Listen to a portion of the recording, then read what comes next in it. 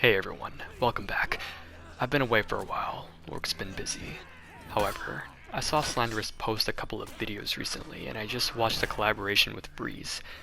And despite what I said about not reacting to these videos anymore, I just couldn't help myself. A lot of the opinions he expressed simply blow my mind, and I want to add another perspective in why I think the points he makes are the ones you need to avoid if you want to improve as a player. His first point is about representation, which is moot considering the way a character looks and plays is still entirely subjective.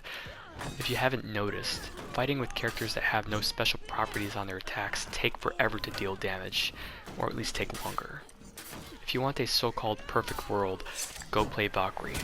Seriously, the point of having properties is to force your opponent to make a decision. If you get rid of those, you encourage mindless dodging and your chain pressure does not work. Less mind games actually happen.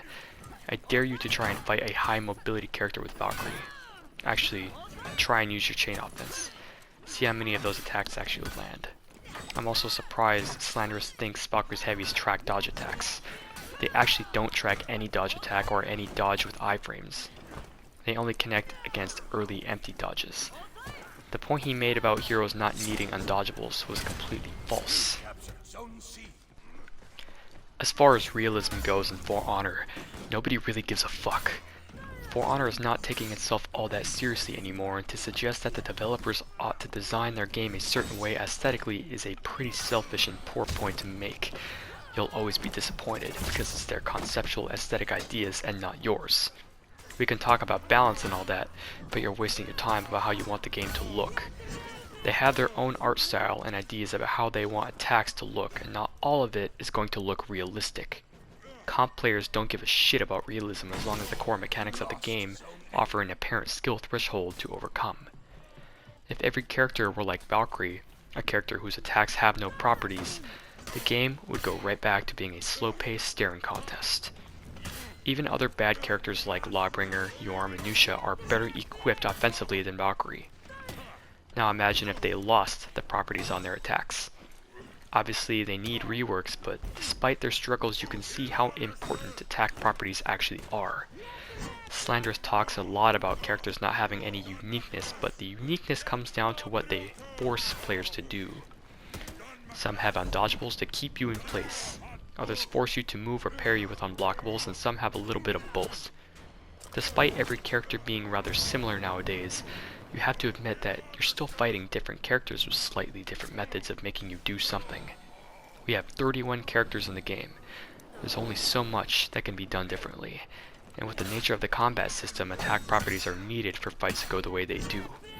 Imagine if you couldn't stop a Tiandi, Zanhu, Chengjun, Pirate, Shinobi, Shaolin, Orochi, or Shaman with undodgeables in a team fight. You wish you'd have undodgeables if you're caught with any of them on the enemy team. Undodgeables are the answer for people that dodge too often. It's that simple. What's more annoying, external dodge attack spammers or undodgeables? Pick your poison. Feinting to neutral should not be the only option players have. You just can't afford to do that all the time. You could get rid of Tiandi's undodgeable dodge lights without it changing too much of the character, but that just means both his bash and all lights can be dodge attack option selected on one timing. I get it. Fast undodgeables from neutral can be annoying, but it's just another layer of cake to break down in the factory of sugary goodness. It is what it is. They're practically free deflex in team fights if you ask me. As for Highlander, he's a strange example because if you know what you're doing, you can do well with the character, but he still has problems. If you're a Highlander main, you already know, but he's not perfect. He looks fun as hell to play only because you're forced to be creative. He's one of those heroes that requires an unorthodox style to play. The wave dashing, baiting, timing, and spacing required to do well with the hero takes skill, which is attractive to see in a fighting game since all the extra stuff required is naturally harder. That's his style, at least until he gets something to help his kick to grab mix up and lack of chase. Not every character needs to be just like Highlander or Nobushi. Some can be more in your face and get the tools quicker or in other spots. Don't be hypocritical and go against your own wishes of individual uniqueness for the characters. On the topic of 50-50s or mix-ups, Slanderous says that they make people think less, but it's really the opposite. Player tendency, pattern recognition, and composure. Realistically, and for the most part, the only unblockables that tend to be problematic are the ones from neutral. Pirate and Raider don't have bashes, so this is their neutral pressure. The issue isn't just mix-ups or unblockables. The issue is usually where they come from. Some have them from neutral, some have them mid-chain, some have them at the end, and Conk has infinite unblockables. Raider, Jangjun, and Pirate are the only 3 characters that aren't limited to throwing a standard attack before throwing unblockables. They can throw them anytime. They aren't limited like the others, which is inherently going to feel oppressive. Slanderous describes mix-ups as luck, but that's because the game is so naturally unpredictable and you never know right off the bat what your opponent is actually thinking. If you run into a team fight, make every wrong decision from every mix-up and die, that's not unlucky, that's just unfortunate. This is where the little things like spacing, peeling, behavior analytics, and timing take much more of a priority over simple attack properties. Go watch Blitz's 2v2 tourney. The way these competitive players play is actually becoming more and more like how real sword fights go. Each player is cautious and are being more meticulous about their positioning and when to strike and peel. This is actually very, very realistic behavior. Competitive 2v2s is another world, and to me it looks very, very close to how a real HEMA 2v2 might look if you compare the two. Like real fights, players have to understand their opponent's capabilities and have to watch each other's backs. The average player simply won't think about these things. However, there's always going to be hints of uncertainty. If you were certain of everything, you'd be looking at pre-CCU For Honor. Apparently Slanderous thinks he'd be making the game better, but a lot of his ideas would bring For Honor back to where it was before the CCU. Mix-ups aren't guesses. Pirate's forward dodge heavy was more of a true 50-50 only because you had no choice but to parry or dodge. You can't stuff it, so it's particularly tough to deal with it. Walk the plank isn't as bad anymore, but it's still annoying. At the end of the day, it's just 2 players making decisions. Real fighters in real combat sports can't react to everything and still make reads, believe it or not. Say one fighter keeps going for low kicks but keeps getting them checked. Then all of a sudden, he goes for a high kick, but the other fighter lifts his leg to defend a low kick and forgets about his head, since he was conditioned to block the low kick. The kick hits him right in the face and he gets knocked out. He wasn't expecting his opponent to go for it and wasn't prepared. The same concept can be applied to For Honor in a way, but back to Pirate. Should her forward dodge heavy have hyper armor? Honestly, I don't know, but everyone does need some form of opener. When it comes to luck and chance, there's always going to be lucky and unlucky elements. Even in real sports, there will be times where luck favors a fighter regardless of whether or not what they did was intentional. There's always the possibility of failing, yet still succeeding, and vice versa. It's not possible to get rid of the chance element, not without lowering the game back to a pre-CCU state.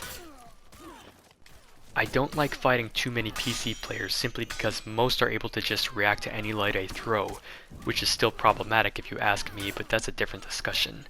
The elements of unpredictability give everyone a chance simply because it gives players more to think about besides just reacting to lights, and they'll have to focus more on other things. Attempting to parry a standard attack is still a gamble no matter how you look at it. I think Slanderous needs to stop complaining and accept that the whole game is a read. The whole game is a test to see how well you can stay composed when things get tough. Understand that you can't win every fight the first time. Sometimes you need a couple rounds. Guess what? This all applies to real combat sports in a real situation. They make reads, they gamble, they take chances. Sometimes they win, sometimes they lose. Maybe some mix-ups are too easy and too strong. Fine. But that's not an excuse to eradicate all unblockables and any tool that actively forces decisions to be made. You need to exercise more composure if every mix-up and undodgeable pisses you off. I guess fun is subjective and people aren't allowed to feel a certain way. This is a very narcissistic take, and the world can certainly use much less of that. It's rather difficult to pinpoint exactly how the rules of the game should be. There are a lot of exceptions to For Honor's combat system, but to suggest a simpler alternative outside of typical 50-50s or mix-ups not only requires a lot of thought, but possibly even more exceptions than we already have. If we look at why For Honor was so atrocious before the CCU, it can all be blamed on reactability. You simply can't have a fast-paced and working combat system if everything is so slow, or if there aren't any tools to make people use their heads. I always say that if a player is always in a state of comfort as they play, the game is simply too easy. I would argue to say that most players, a majority of the time, are in a stressed and uncomfortable state as they fight other people. The uncertainty, unpredictability, forced quick thinking, and a myriad of emotional responses to various situations is still unbelievably taxing on your brain. Despite feeling good after a certain success, you're going to be stressed regardless since you're still going to be anticipating your next battle. You want to win as much as possible, but you don't always know if you will. We come back to For Honor because we don't know what we're going to get every time, and I think considering how far the combat system has come since 2017, this amount of emotional variation outside of a simple casual experience is something everyone longs for.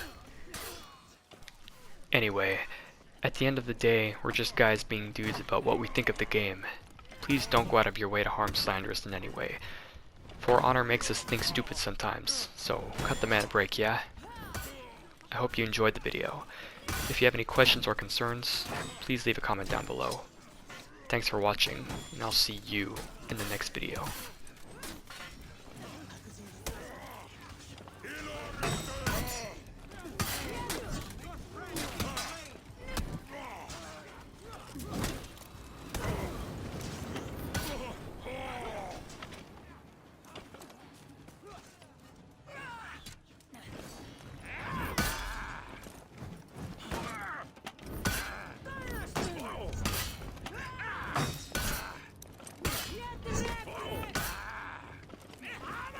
Captured Zone C.